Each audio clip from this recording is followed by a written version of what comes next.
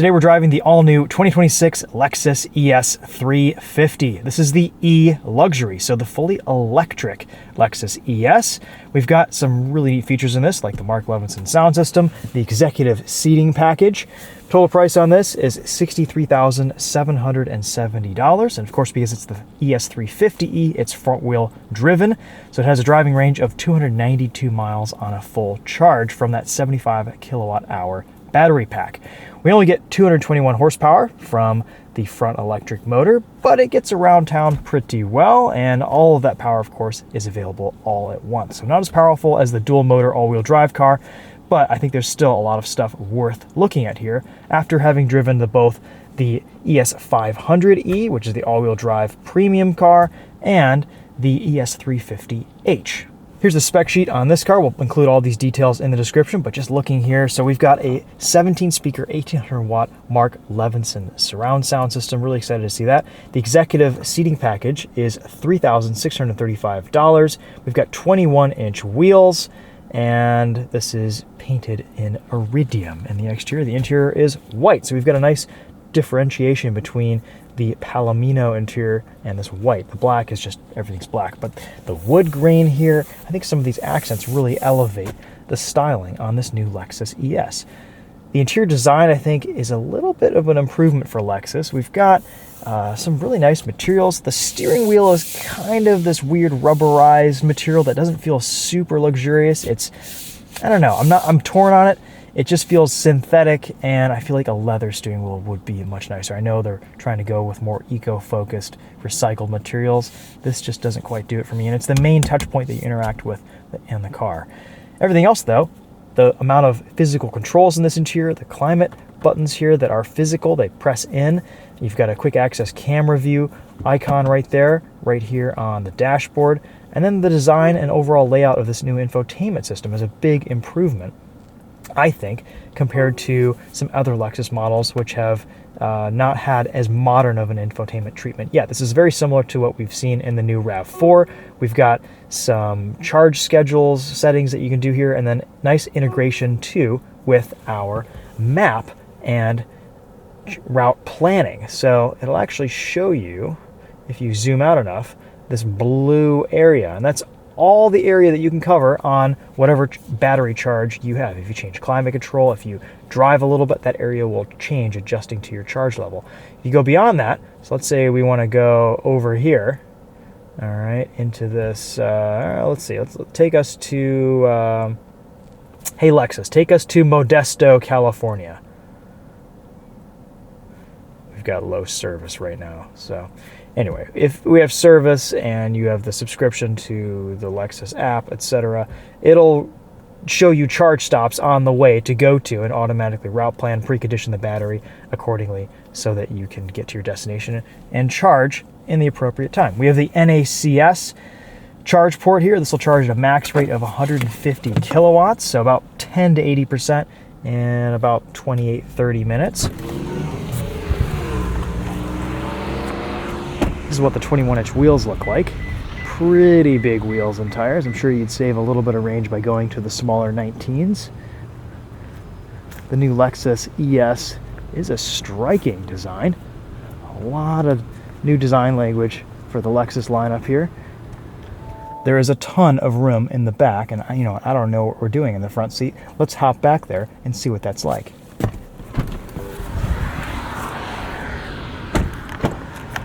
Window shades, standard on all Lexus ESs. And then back here, we've got our seat controls.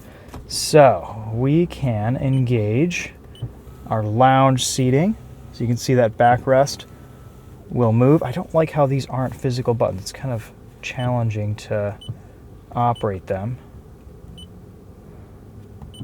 You've got this lounge seat right there that rolls out. That's kind of cool.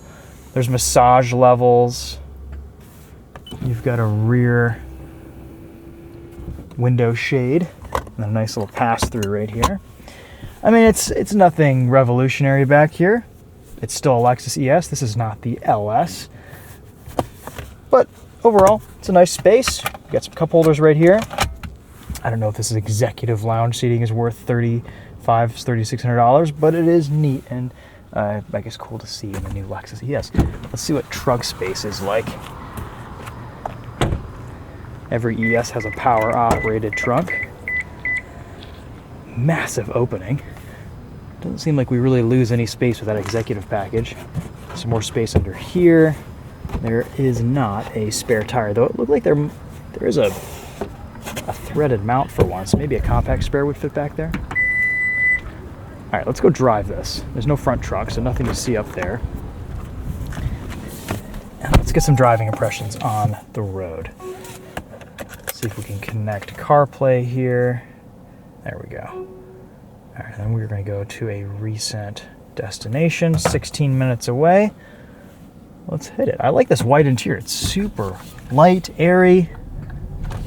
The wood trim is awesome. We also get a digital rear view mirror. That's nice to see because rearward visibility isn't the ES's strong suit. Massive sunroof.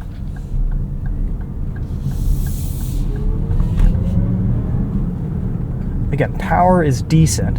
I think it's really all you need in a vehicle like this.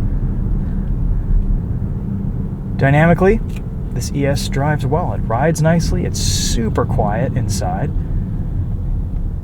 Throttle and brake calibration feel really well done.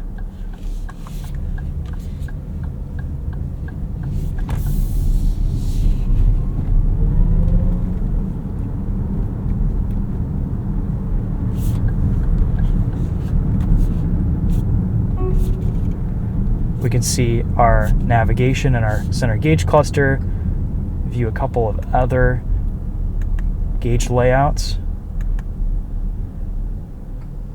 We've got a dual pod, a charge power meter. I think I'm just going to leave it on the map. That seems to make the most sense right now. We've got a few different drive modes: normal, eco, sport, range, and custom. Let's try sport mode. That will increase steering and throttle response and give us a little bit extra noise. Looks like our navigation has given up too.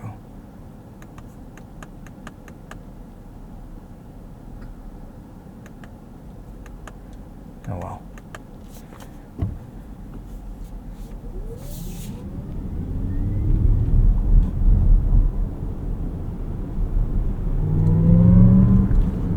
Some of that augmented EV driving noise right there. There's a head-up display in this ES.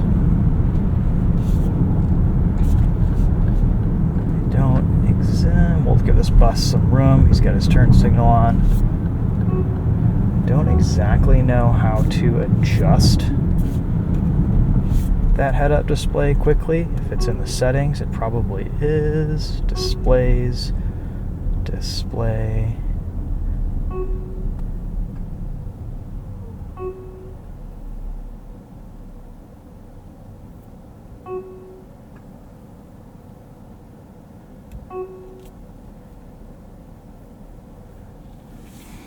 We do get gauge cluster illumination here, which is nice.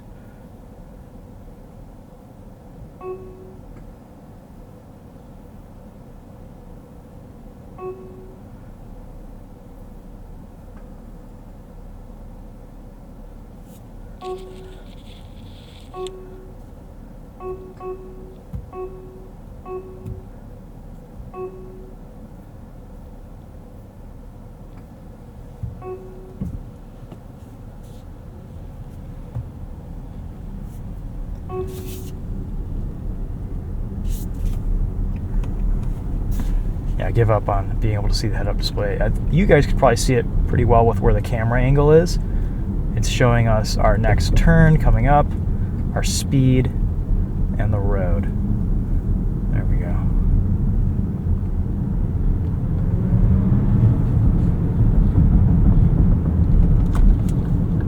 Pretty good visibility all around in the ES.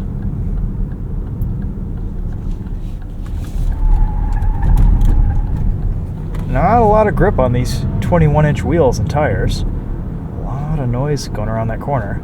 Didn't experience that on the 19s. Ride seems nice though. today, driving a few variants, it seems like the EVs ride a little bit softer than the hybrid cars. Maybe just that extra weight.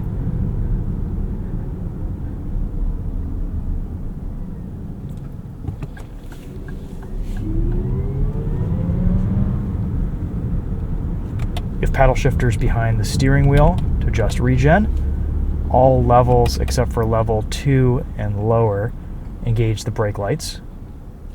Let's listen to this Mark Levinson sound system. This is what I'm most curious about in this luxury trim. Alright, so bring it back to the beginning of the track. Because the bass premium audio was quite good in this ES350H that we listened to earlier. That's a separate video.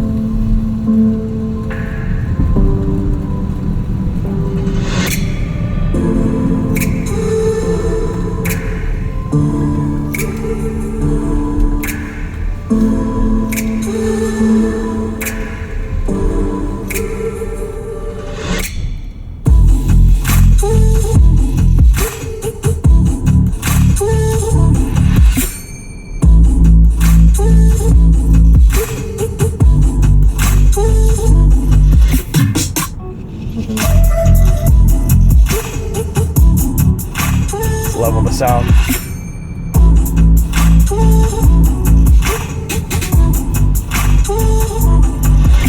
Yeah, so those settings all look pretty good.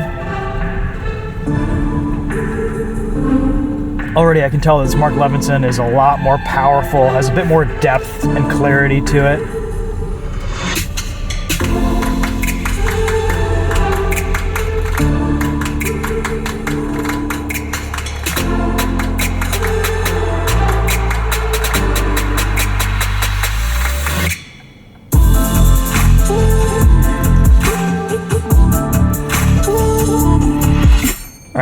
That gives you guys an idea with that. Here's what your native navigation looks like. Google Maps based, live route planning, all that stuff. It shows you information on how many chargers are available, the charge station rating, what's in use, etc. Useful stuff, and I think honestly just necessary for any EV vehicle in 2026. Charge speeds here, they could be faster. Battery pack size could be bigger. Ultimately though, Toyota and Lexus always kind of just give you what you need and nothing more and nothing less. This ES feels very much just like a traditional mainstream luxury sedan like the ES has always been. It just so happens to be electric. There's no gimmicks here. It's not trying to be something it's not. It's very nice to drive. It's very comfortable. It's very quiet. It's very luxurious. And I think Lexus has done a nice job calibrating this powertrain. And it's very interesting that it's available as both a hybrid and an EV in essentially the same package. We've been driving it around San Diego all of today. Haven't really had a chance to push the limits or really get it up to higher highway speeds. But once we get a chance back home on our usual test route, we'll get a better idea of what this thing drives like on our rougher, potholed Michigan roads. Still though, until then, I mean, this has been a very pleasant driving experience in just about every ES that we've tested. This will be our last and final video on the new ES from this launch.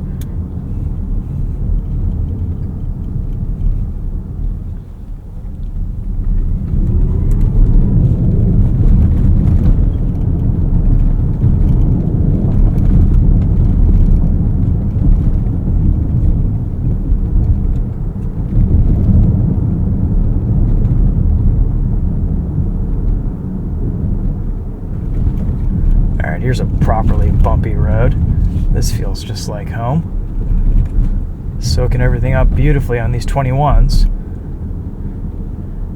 I think ultimately I would stick with the 19s just for that extra sidewall, ride quality, rolling efficiency. though they do just come with aero wheel covers, which, are those just the modern interpretations of hubcaps? I guess they kind of are. You see them on a ton of EVs these days.